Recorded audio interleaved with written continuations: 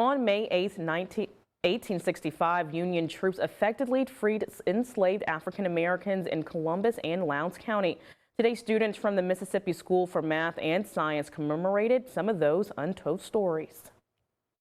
When young people have a voice and share it with their community, that's something we should celebrate and always be proud of. Dozens gather at Sandfield Cemetery in Columbus as MSMS students reenacted the contributions and legacies of African Americans who were freed on May 8th. I was presented this opportunity and I thought I should probably take this because this is something that, well, not a lot of people get to do in their lives. Give me a sense of history of where I come from, and you don't hear that much about where you come from as an African American, especially in Mississippi with so much of our history being erased and taken away from us. Some of the untold struggles that African Americans faced in Lowndes County were commemorated by students through songs, poems, and spoken word here at the Sandfield Cemetery.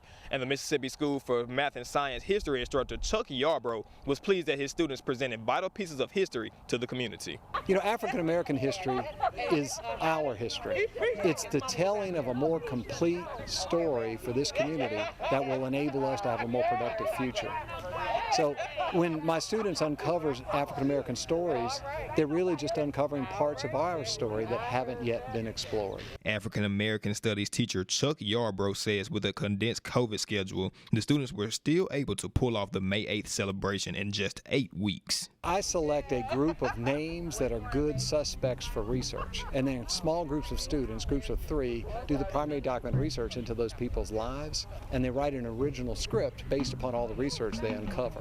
And what you saw today, what the audience saw today, was the product of that student research. MSMS has held the May 8th Emancipation celebration for 15 years, and Yarbrough and his students plan to keep it going for years to come. I'm very proud that we could give people a sense of where they came from that they might not be familiar with. In Columbus, Desmond Matthews, WCBI News.